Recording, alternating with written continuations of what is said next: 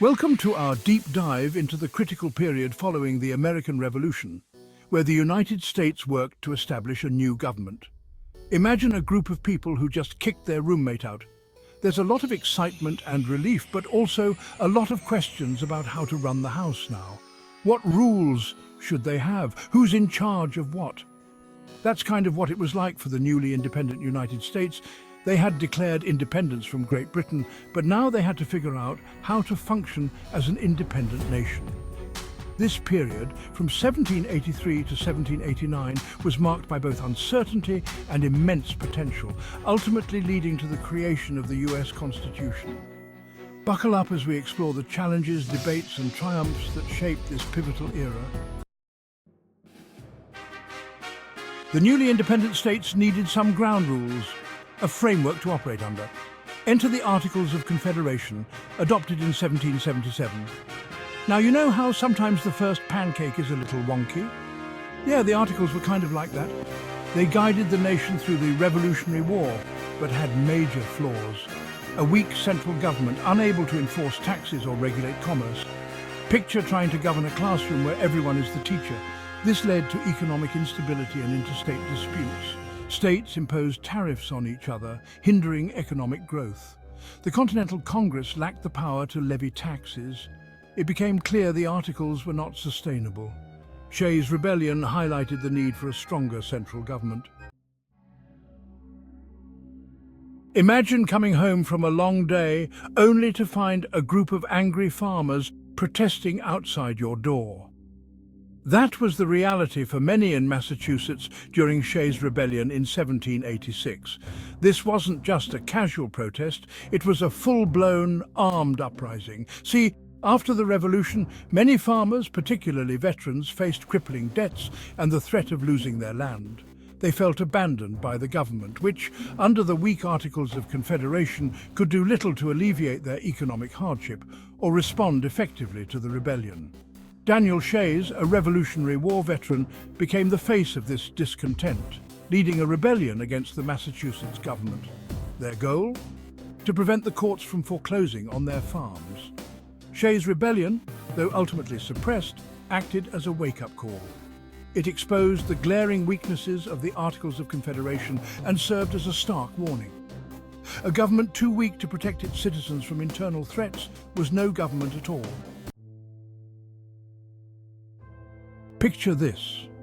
Summer of 1787, Philadelphia, a city already steeped in history. Delegates from 12 of the 13 states gathered, Rhode Island, ever the independent spirit, opted out, to address the glaring issues plaguing the young nation under the Articles of Confederation. This, my friends, was the Constitutional Convention.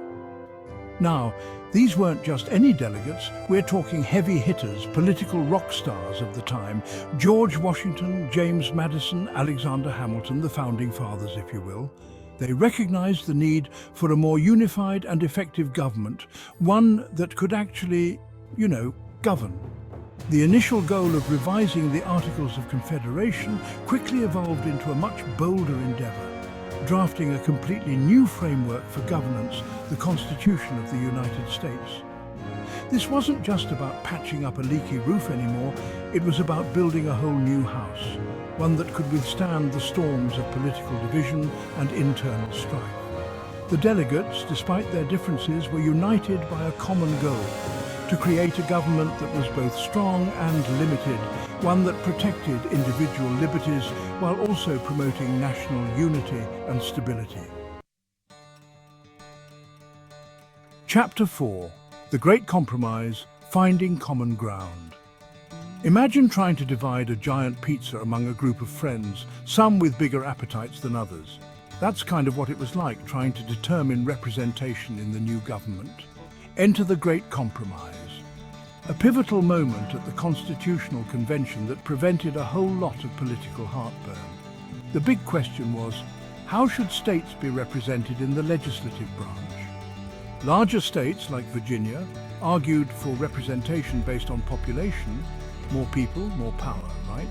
Smaller states like New Jersey feared being overshadowed and advocated for equal representation for each state, regardless of size. Then a solution emerged, a compromise as brilliant as it was simple, a bicameral legislature, two houses, two flavors of representation. The House of Representatives would appease the larger states with representation based on population. The Senate, however, would grant equal representation to each state, 2 senators per state, regardless of size. By balancing the interests of both large and small states, the Great Compromise helped to forge a more perfect union, one where every state, regardless of size, had a stake in the success of the nation. Chapter 5. The 3/5 Compromise, a Flawed Bargain. The delegates to the Constitutional Convention faced a deeply troubling issue: slavery. The question of how to count slaves for the purpose of representation and taxation ignited fierce debate. Southern states, with their large enslaved populations, argued that slaves should be counted as whole persons, increasing their political clout in the House of Representatives. Northern states, many opposed to slavery, argued against counting slaves at all, viewing it as morally reprehensible to grant representation based on the enslavement of human beings. The 3/5 Compromise, a deeply flawed and morally compromising agreement, emerged as a way to appease both sides, albeit at a significant cost. While this compromise allowed the convention to move forward, it enshrined the institution of slavery within the very fabric of the US Constitution, a document meant to embody freedom and justice. Chapter 6. Federalism and separation of powers, checks and balances. Imagine a government where power isn't concentrated in one person or entity.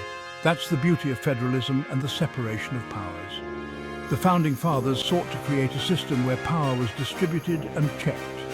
They divided the federal government into 3 branches: legislative, executive, and judicial. This system of checks and balances ensures no one branch becomes too powerful. Chapter 7. Ratification of the Constitution, a nation divided. The ink was dry on the Constitution, but the battle for its survival was just beginning. The next hurdle, ratification. Cue the great debate, Federalists versus Anti-Federalists. Federalists like Hamilton and Madison advocated for a strong central government. Anti-Federalists like Patrick Henry feared loss of individual liberties. Federalists promised a Bill of Rights to secure ratification. The Constitution was ratified and the United States officially came into being. Chapter 8. The Bill of Rights, guaranteeing freedoms. Remember the Anti-Federalists and their concerns about individual liberties? Well, they weren't just going to let those concerns fade away. The Bill of Rights, the first 10 amendments to the Constitution, stands as a testament to their persistence and commitment to safeguarding individual freedoms. These amendments guarantee fundamental rights and freedoms that we often take for granted today. Freedom of speech, religion, the press, the right to bear arms, protection against unreasonable searches and seizures, the right to due process and a fair trial, and more. The Bill of Rights stands as a bulwark against government overreach, ensuring that the government serves the people, not the other way around. It was the result of intense debate and compromise, a recognition that individual liberties are essential for a free and just society. The Bill of Rights remains a cornerstone of American democracy, a reminder that the government's power is not absolute, but rather derived from the consent of the governed. Chapter 9. Establishing the new republic, first steps and first president. The Constitution was ratified, the Bill of Rights was added, and the United States of America was officially open for business. But building a new nation from scratch is no easy feat. George Washington, the unanimous choice for the first president, faced the daunting task of setting precedents and establishing a functioning government. Washington, with his signature blend of wisdom, leadership, and a healthy dose of "I just led a revolution, don't mess with me," guided the fledgling nation through its early years. He established the first cabinet, appointed Supreme Court justices, and tackled issues like national debt and foreign policy. But even in these early years, political divisions emerged. They morphed into the first political parties, the Federalist Party led by Alexander Hamilton and the Democratic Republican Party led by Thomas Jefferson and James Madison. These early political battles helped to shape the political landscape of the United States, establishing a tradition of two-party politics and setting the stage for debates over the role of government and the balance of power that continue to this day. Outro, a more perfect union. Thanks for joining us on this journey through the formation of the United States government. From the shaky foundation of the Articles of Confederation to the compromises and debates that forged the Constitution, we've witnessed the birth of a nation. The story of the Constitution and the new republic is a testament to the power of ideas, the importance of compromise, and the enduring pursuit of a more perfect union. Don't forget to like, subscribe, and hit the bell icon for more historical insights.